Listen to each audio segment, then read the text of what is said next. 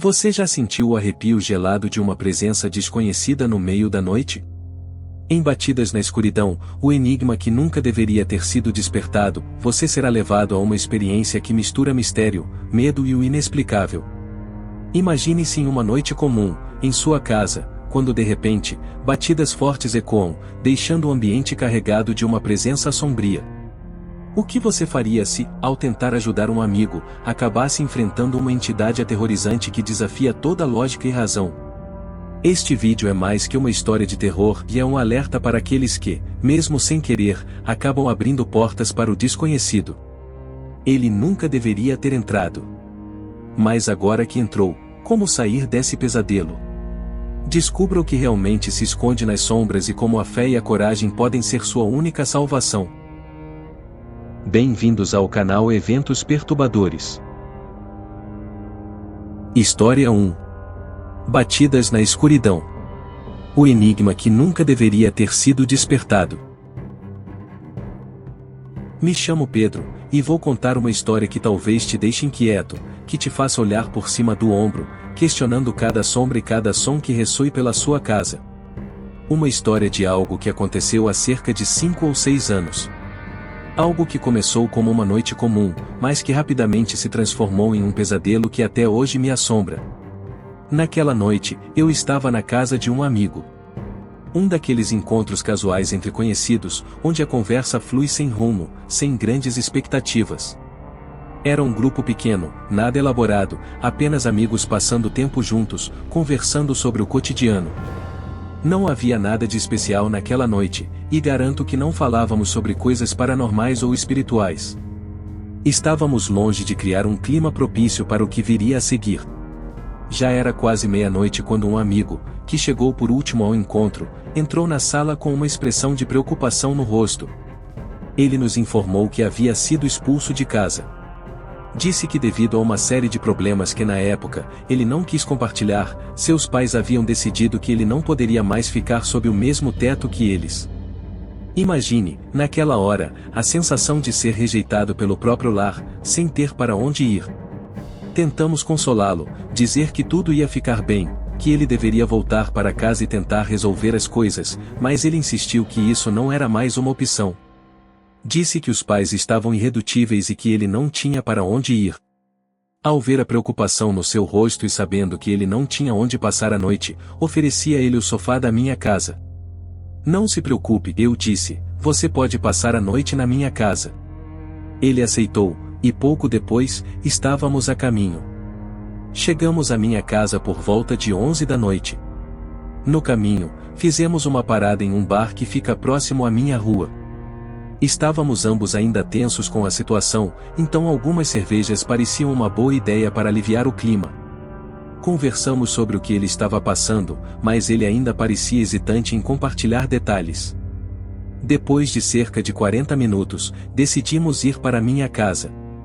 Ao chegar, ofereci a ele um saco de dormir. O sofá era pequeno, então ele teria que dormir no chão, mas o saco de dormir era grosso e confortável. Acomodou-se rapidamente, dizendo que estava exausto e que precisava dormir. Fui até a cozinha pegar um copo de água antes de me deitar.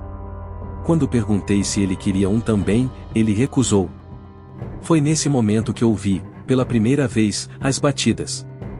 Eram 3 batidas fortes, vindas do andar superior. O som ecoou pela casa, ressoando de uma forma que fez meu coração acelerar. Fiquei parado na cozinha, segurando o copo, tentando entender o que poderia ter causado aquele som. Mas, antes que eu pudesse pensar em qualquer coisa, o silêncio voltou a reinar na casa. Terminei de encher o copo, ainda intrigado, e subi para o meu quarto. Ao entrar no quarto, vi que meu amigo já estava dormindo profundamente, até roncando, usando o par de chinelos que eu havia lhe emprestado. Eu estava cansado, então deixei o copo d'água em uma mesinha ao lado da cama e me sentei, ainda pensando no que havia ocorrido naquele dia. Estava prestes a me deitar quando algo chamou minha atenção. Meu amigo, que até então dormia tranquilamente, começou a se mover. Primeiro, ele se virou de bruços, com a mão esquerda descansando sobre o corpo. Mas foi a mão direita que me fez gelar. Com um movimento rápido, ele fechou o punho e bateu 3 vezes no chão. O som ecoou pela casa, e eu reconheci imediatamente como o mesmo som que havia ouvido momentos antes na cozinha. Mas o que aconteceu em seguida foi ainda mais estranho. Ele começou a se arrastar pelo chão, usando a mão direita para se impulsionar. A força com que ele se movia era assustadora. Pense em alguém tentando se arrastar pelo chão com uma mão, sem usar as pernas. Era isso que ele estava fazendo. E ele não parava. Continuou se arrastando até chegar a uma parede logo abaixo de uma janela. A cada movimento, o som das batidas no chão era mais forte e perturbador. Quando finalmente parou, ele começou a bater na parede com o punho fechado. Eu estava paralisado, sem saber o que fazer. Estava observando algo que parecia impossível, algo que não fazia sentido. Por um momento, pensei em acordá-lo, mas havia algo de errado com aquilo tudo, algo que me dizia para não interferir. E então, minha mãe, que havia acordado com o barulho, veio até o quarto. Ela bateu na porta e perguntou se estava tudo bem. Respondi que sim, mas algo dentro de mim sabia que não estava. Pedi para que ela entrasse. Quando ela abriu a porta, ficou paralisada ao ver meu amigo, ainda em transe, batendo na parede. Quando ele percebeu que a porta estava aberta, virou-se bruscamente e começou a se arrastar em direção a ela com uma velocidade anormal. Minha mãe, apavorada, gritou. Foi o suficiente para me tirar do torpor. Saí da cama e corri até ele. Tentei segurá-lo, mas ele era mais forte do que eu poderia imaginar.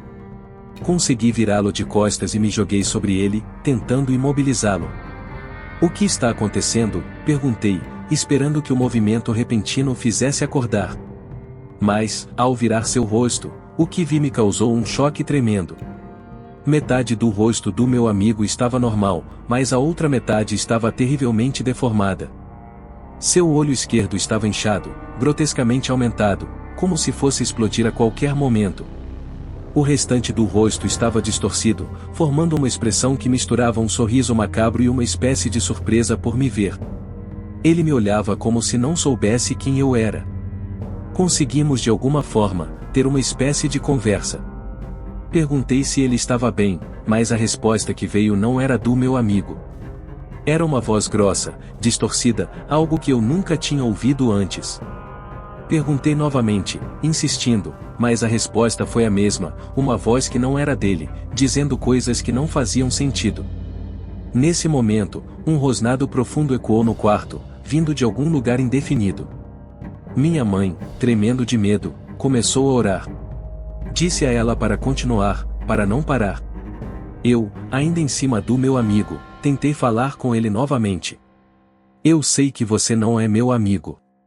Saia do corpo dele, por favor. Mas aquilo, seja lá o que fosse, não respondeu.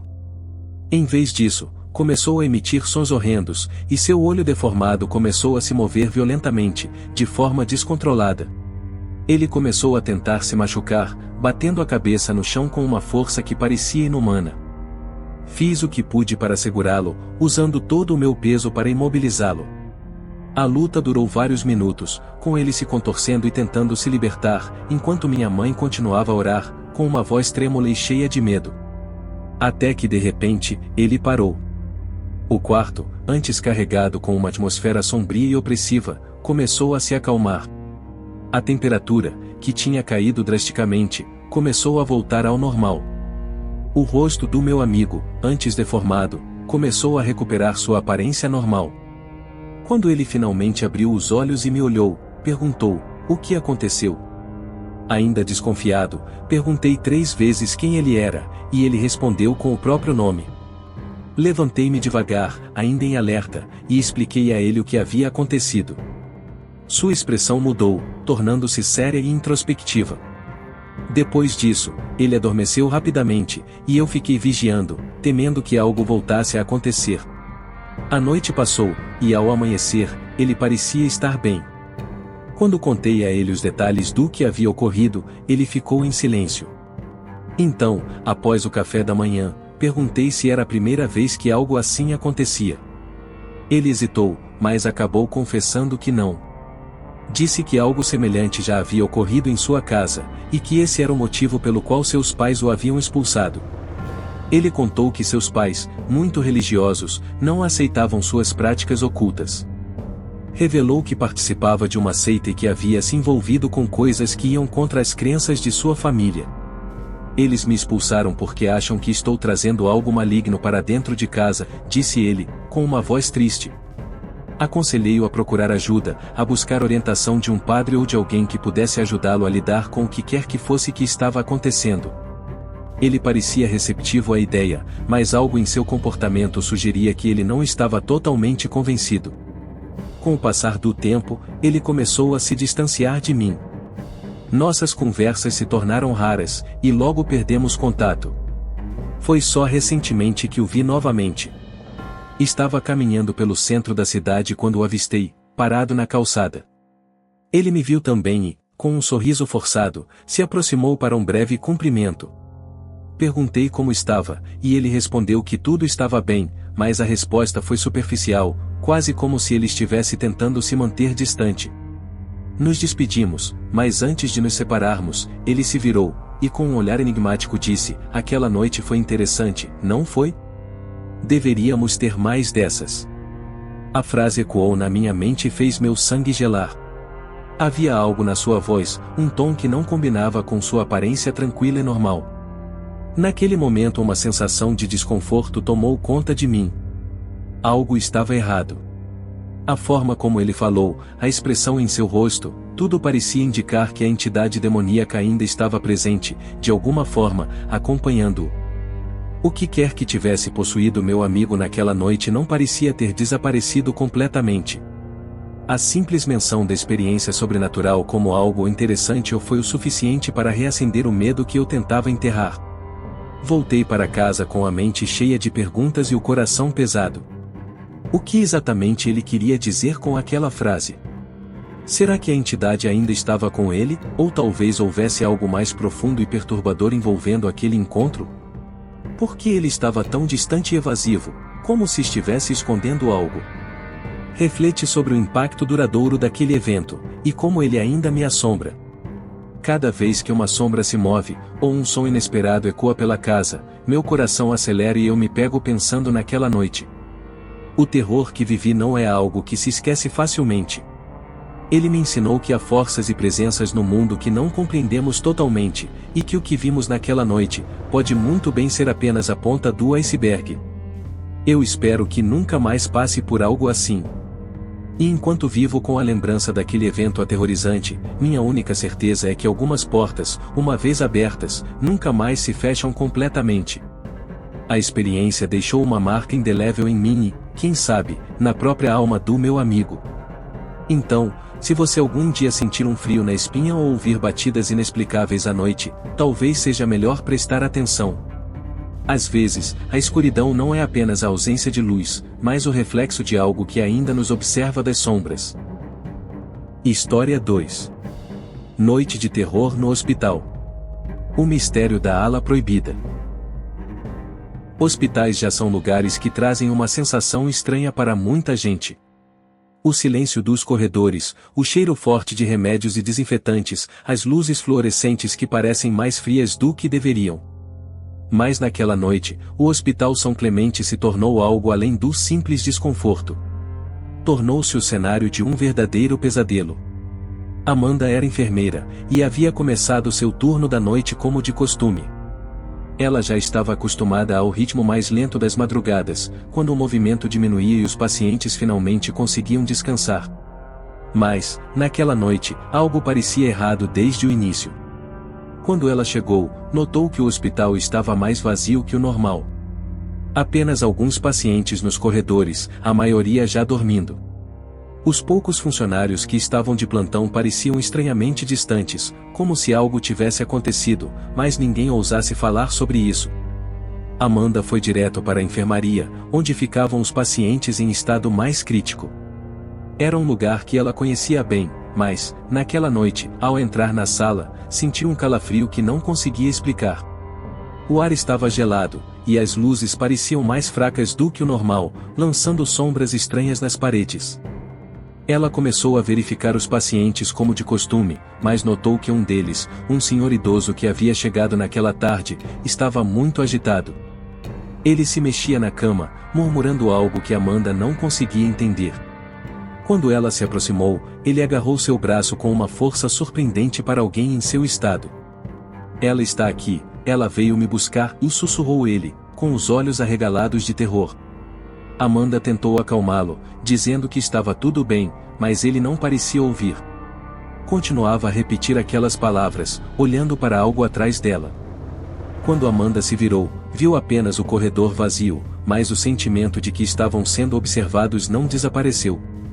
Ela deixou o paciente e foi para a sala dos médicos, onde encontrou o Dr. Henrique, que estava de plantão naquela noite. Ele estava sentado, olhando para uma pilha de papéis, mas parecia distante, quase perdido em pensamentos. Algo estranho está acontecendo, Henrique, disse Amanda, tentando esconder a tensão em sua voz. Os pacientes estão agitados, e o clima aqui está diferente. O médico levantou o olhar lentamente, e Amanda notou que ele parecia exausto, mais do que o normal. Você sentiu, não é? Ele respondeu, com a voz baixa. Essa noite é diferente. Antes que Amanda pudesse perguntar o que ele queria dizer, as luzes começaram a piscar. Primeiro, apenas um piscar rápido, mas logo se transformou em uma sequência intermitente que fez o coração dela disparar. O hospital, que já estava assustadoramente silencioso, agora parecia envolto em uma escuridão que só era quebrada pelos flashes das luzes. De repente, um som estridente ecoou pelo hospital, como de uma porta se fechando com força. Amanda e Henrique trocaram um olhar de preocupação e saíram da sala, correndo pelos corredores desorientados. Quando chegaram à origem do som, viram que vinha da ala abandonada do hospital. Era uma ala que havia sido fechada há anos, depois de um incêndio que matou vários pacientes e enfermeiros. Desde então, ninguém se atrevia a entrar lá, mas, naquela noite, a porta estava aberta. Amanda sentiu seu coração pular uma batida. Algo dentro dela dizia para não entrar, para voltar e fingir que não tinha visto nada. Mas a curiosidade e a sensação de dever falaram mais alto. Ela pegou uma lanterna, e os dois entraram na ala escura. O cheiro de mofo era forte, e as paredes estavam cobertas de fuligem. Tudo parecia ter parado no tempo desde o incêndio, com camas enferrujadas e equipamentos médicos antigos espalhados pelo chão. Enquanto caminhavam, Amanda ouvia sussurros distantes, como se muitas vozes estivessem falando ao mesmo tempo, mas não conseguia entender o que diziam. Eles chegaram a um quarto que estava intacto, como se o fogo tivesse poupado aquele lugar. No centro do quarto, havia uma cama, e nela, deitada, estava uma mulher. Amanda se aproximou, sentindo um frio crescente que parecia emanar da figura. A mulher estava pálida, com a pele quase translúcida, e usava uma camisola de hospital velha e esfarrapada.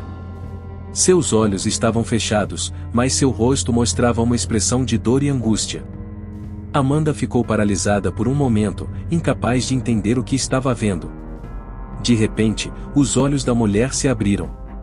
Eles eram completamente negros, sem pupilas, sem vida. Ela levantou a cabeça lentamente e encarou Amanda com uma intensidade que fez seu sangue gelar.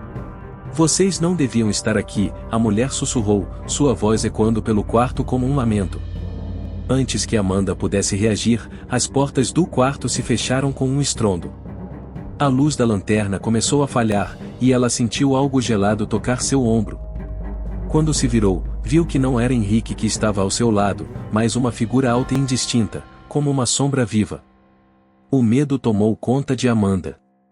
Ela gritou e tentou abrir a porta, mas estava trancada. Henrique, que estava do outro lado do quarto, parecia estar em transe, como se não percebesse o que estava acontecendo. De repente, o som de um choro baixo começou a preencher o ambiente. Era um som tão triste, tão desesperado, que fez Amanda sentir um nó na garganta. A mulher na cama começou a se contorcer, como se estivesse sentindo uma dor imensa, e as sombras ao redor dela começaram a se mover, tomando formas cada vez mais definidas. Amanda finalmente conseguiu abrir a porta e correu para fora, puxando Henrique junto com ela. Os dois correram pelos corredores, o som do choro ainda ecoando atrás deles.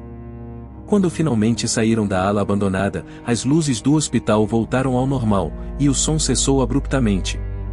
Os dois se entreolharam, ofegantes, sem palavras para descrever o que acabaram de vivenciar. Amanda sabia que algo muito antigo e maligno habitava aquele lugar, e que eles tinham tido sorte de escapar.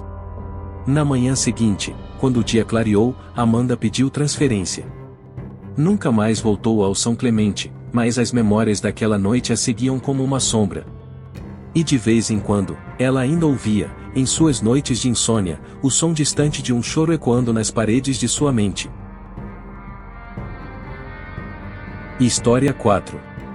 A experiência inesquecível no metrô. Era uma noite abafada, e o metrô de São Paulo estava estranhamente vazio. Era um daqueles dias em que o ar parecia mais denso, e as poucas pessoas que ainda circulavam pela cidade carregavam uma sensação de cansaço visível.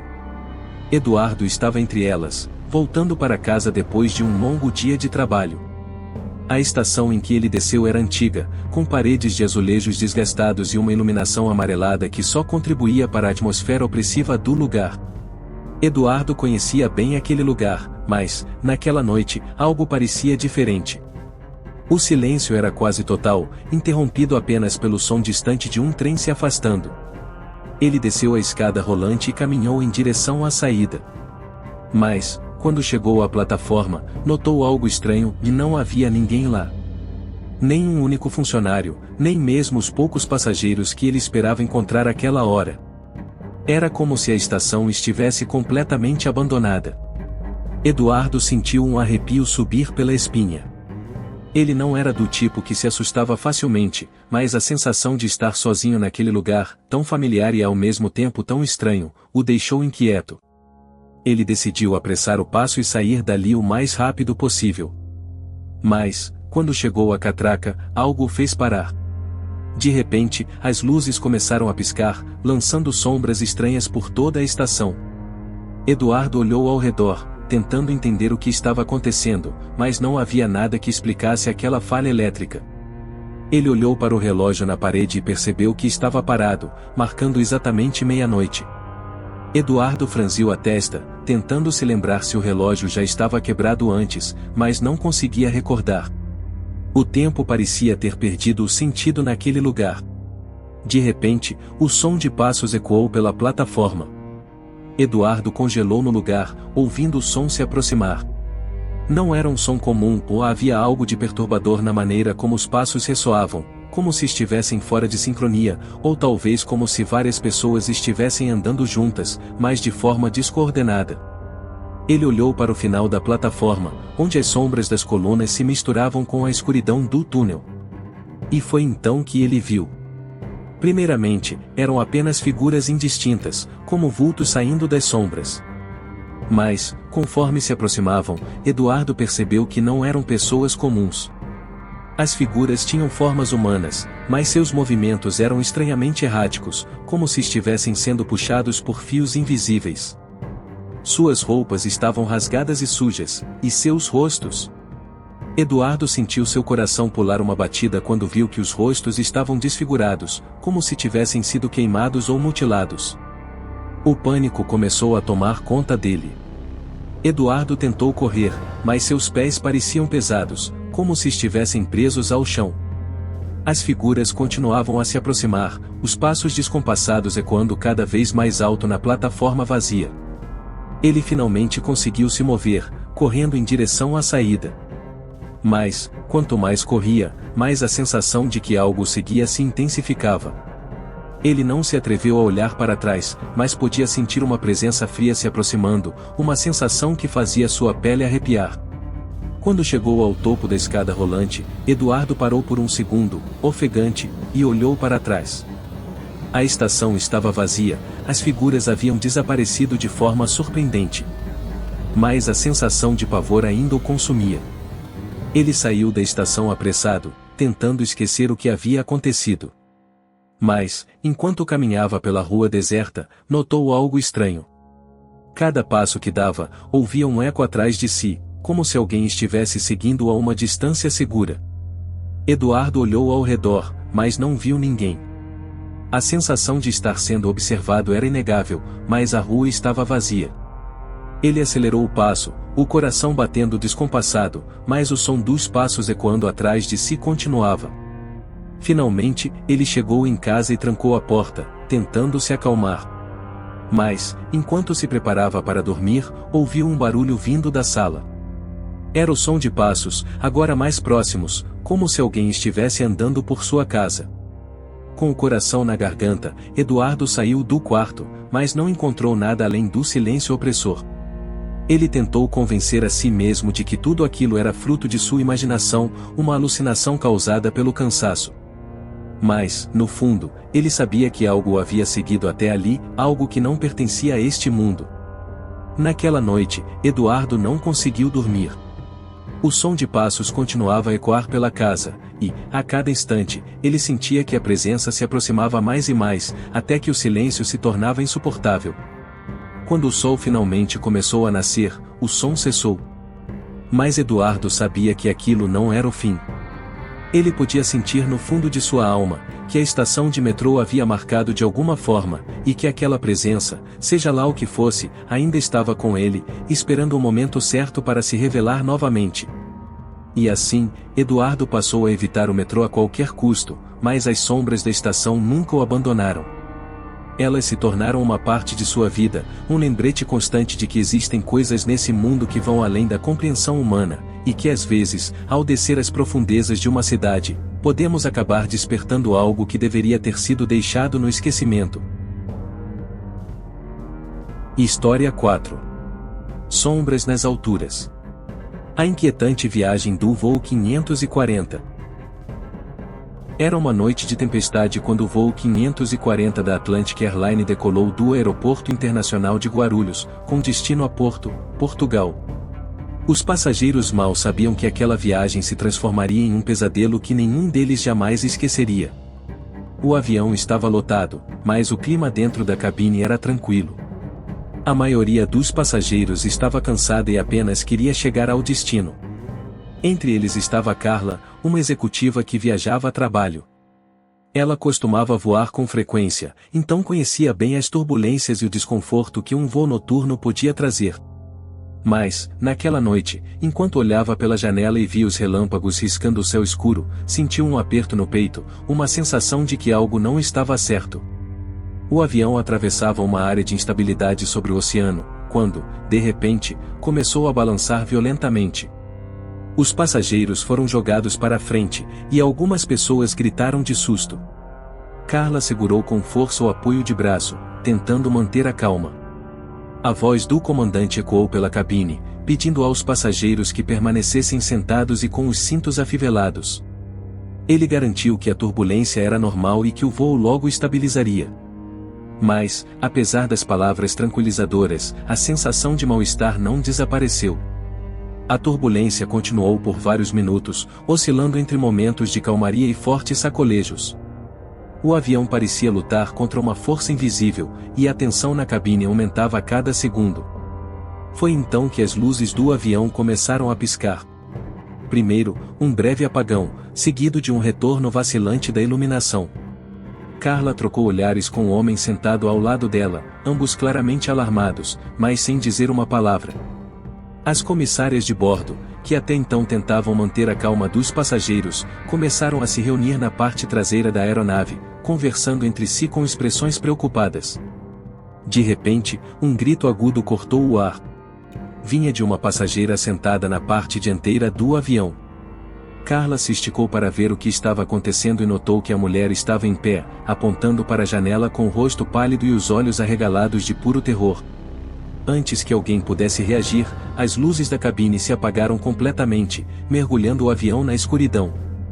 O som do motor e do vento batendo contra a fuselagem parecia mais alto e mais ameaçador sem a iluminação, e a sensação de claustrofobia se intensificou. Carla ouviu sussurros ao seu redor, pessoas murmurando orações, tentando se acalmar. Mas a sensação de que algo estava terrivelmente errado se espalhava rapidamente. Quando as luzes finalmente voltaram, a cena que se revelou foi ainda mais aterrorizante. A mulher que havia gritado agora estava caída no corredor, inconsciente. As pessoas ao redor dela estavam em pânico, algumas tentando reanimá-la, enquanto outras se afastavam claramente assustadas. Mas o que chamou a atenção de Carla foi o homem sentado logo atrás da mulher. Ele estava completamente imóvel, os olhos fixos na janela ao seu lado, com uma expressão de horror absoluto no rosto.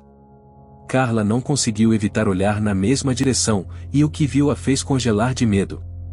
Do lado de fora, na escuridão do céu, ela viu algo que parecia impossível. Uma figura, ou melhor, a sombra de uma figura, estava pairando ao lado da asa do avião. Era uma forma indistinta, mas claramente humana, com braços e pernas, mas completamente envolta em sombras, como se fosse feita da própria escuridão. A figura parecia observar o interior do avião, seus olhos, se é que tinha olhos, e fixos nos passageiros. E então, de repente, ela desapareceu, como se tivesse se dissolvido no ar. Carla tentou processar o que havia acabado de ver, mas seu coração batia tão rápido que ela mal conseguia pensar. Ao redor, os passageiros começaram a murmurar sobre a estranha aparição, e o medo no avião se transformou em pânico. Alguns tentavam desesperadamente ligar seus celulares, enquanto outros apertavam os cintos de segurança com força, como se isso pudesse protegê-lo de algo muito além de uma simples turbulência. O comandante voltou a falar, mas desta vez sua voz soava menos confiante. Ele explicou que estavam passando por uma turbulência severa, mas que a situação estava sob controle. No entanto, algo em seu tom sugeria que ele também havia percebido algo estranho. As horas se passaram e tudo parecia ter voltado ao normal, mas de repente, uma nova sacudida violenta atravessou o avião, como se algo tivesse atingido de fora. O som foi ensurdecedor, como o metal se retorcendo, e as luzes se apagaram novamente. Dessa vez, o apagão durou mais tempo, e quando as luzes voltaram, a cabine estava em total caos. Uma das comissárias de bordo, que estava de pé no corredor, agora estava caída, como se tivesse sido arremessada contra uma parede. O pânico era palpável. Pessoas gritavam, choravam, se agarravam aos assentos, tentando se proteger de algo que não conseguiam entender. Carla olhou ao redor, tentando encontrar alguma explicação racional, mas tudo parecia surreal. Ela fechou os olhos, tentando se acalmar, mas o medo era avassalador. Quando abriu os olhos novamente, sentiu um frio que parecia se infiltrar em seus ossos. Olhou para o corredor e viu, com o canto do olho, algo se movendo. Uma sombra, rastejando lentamente em direção aos passageiros. Era a mesma figura que ela tinha visto do lado de fora, mas agora estava dentro do avião, se movendo como uma fumaça densa e escura, passando por baixo dos assentos, em direção aos passageiros. Carla segurou a respiração, tentando não chamar a atenção da coisa, mas era tarde demais. A sombra parou ao lado dela, subindo lentamente pelo assento, até ficar a poucos centímetros de seu rosto.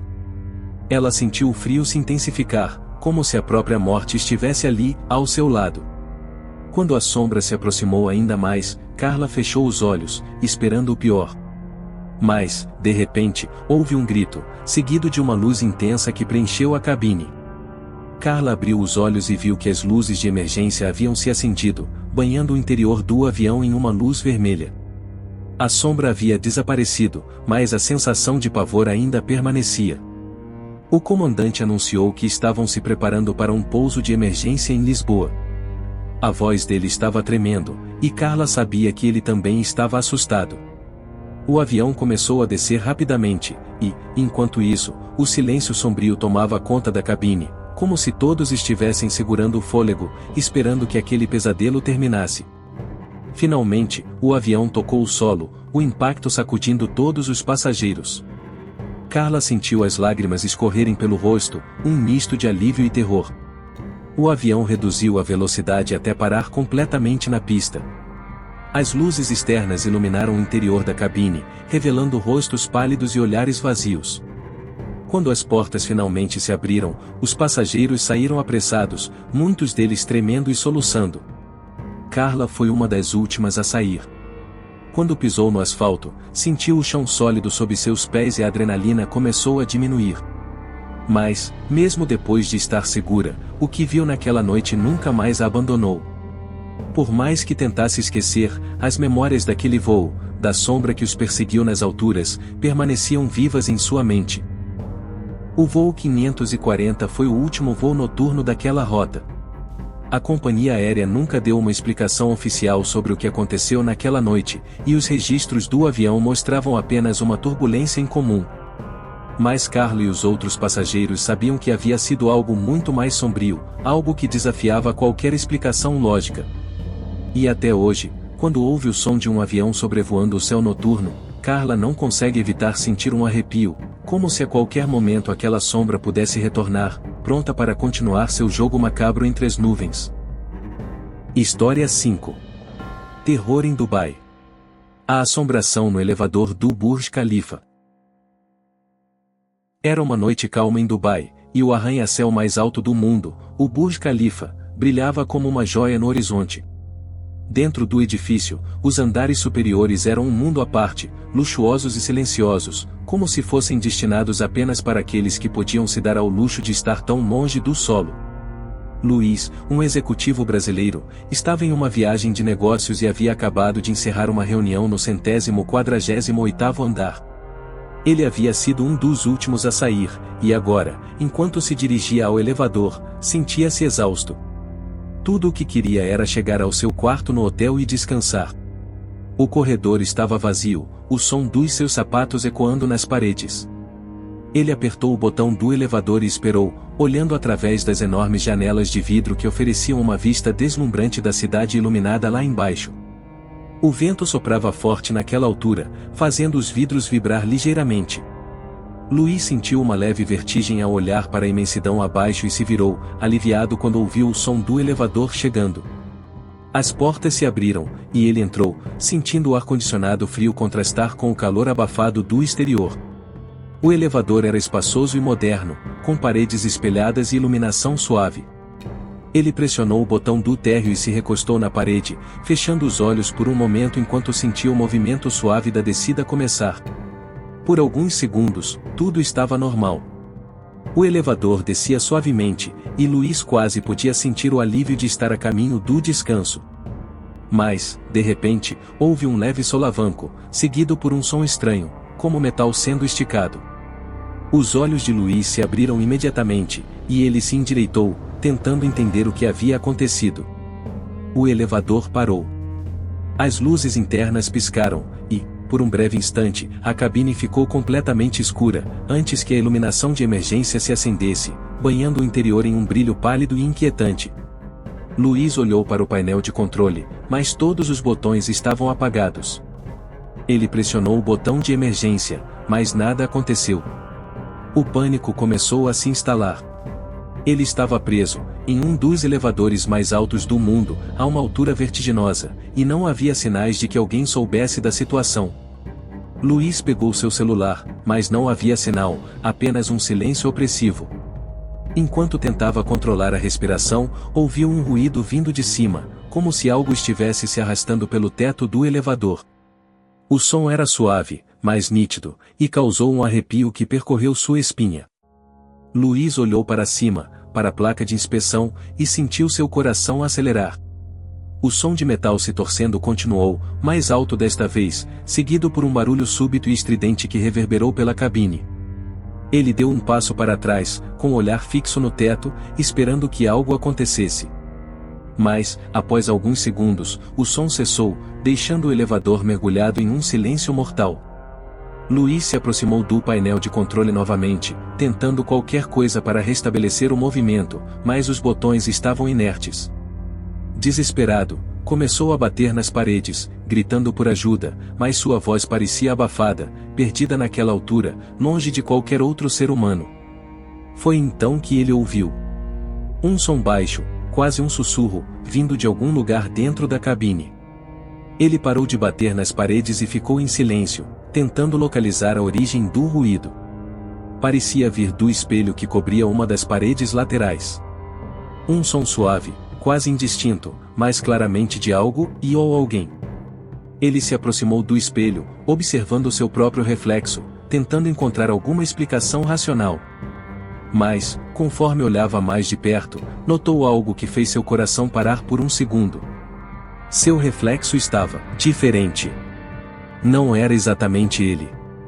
A figura no espelho parecia mais pálida, os olhos mais fundos e sombrios, quase como se estivesse olhando para outra pessoa que não ele mesmo. O sussurro se intensificou, transformando-se em uma voz baixa e gutural, palavras que ele não conseguia entender, mas que pareciam sair diretamente do espelho. Luiz deu um passo para trás, o pânico crescendo dentro de si. Ele sabia que algo estava muito errado, algo que ia além de um simples problema técnico. De repente, o espelho começou a distorcer, como se a superfície estivesse se liquefazendo. A figura refletida começou a se mexer de maneira estranha, contorcendo-se em ângulos impossíveis. Luiz sentiu uma onda de terror puro, ao perceber que a imagem no espelho estava tentando sair. Ele correu para o outro lado da cabine, tentando se afastar daquilo, mas a sensação de estar sendo observado, caçado, era insuportável. O som de arranhões ecoava pelas paredes, como se algo estivesse tentando entrar na cabine de todos os lados. O espelho finalmente cedeu, e a figura distorcida emergiu, flutuando no ar, uma sombra sem forma definida, mas com uma presença esmagadora. Luiz tentou gritar, mas o som ficou preso na garganta. Ele sentiu o ar ao redor dele se tornar denso, quase irrespirável, e a temperatura na cabine caiu bruscamente.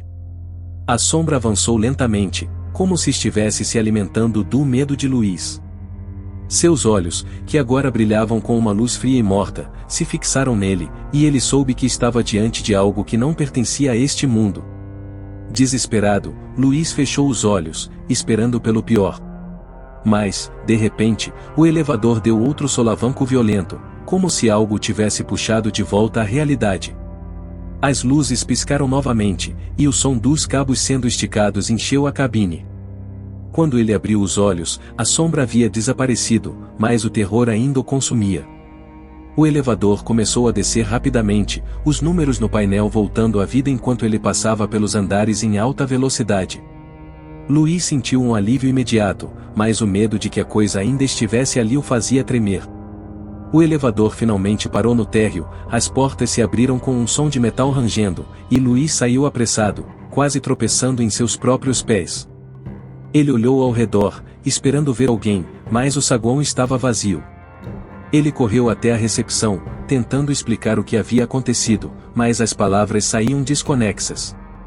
Os seguranças olharam para ele com preocupação, mas não havia sinais de que algo estivesse errado com o elevador. Luiz deixou o prédio o mais rápido que pôde, sentindo o ar fresco da noite finalmente aliviar a opressão que sentia. Mas, mesmo depois de estar longe do Burj Khalifa, ele não conseguia se livrar da sensação de que havia trazido algo com ele, algo que ainda o observava das sombras. Naquela noite, no hotel, ele não conseguiu dormir. Cada vez que fechava os olhos, via o reflexo distorcido no espelho, a sombra que havia tentado alcançá-lo. E, em seu íntimo, ele sabia que, por mais que tentasse fugir, o que quer que fosse aquilo que ele encontrou no elevador mais alto do mundo, jamais o deixaria em paz. Se essa história te deixou arrepiado e você quer mais relatos assustadores como este, não se esqueça de se inscrever no canal. Deixe seu like, ative o sininho para não perder nenhuma novidade, e junte-se a nós em mais viagens pelos mistérios e horrores que estão à espreita. Até o próximo Eventos Perturbadores.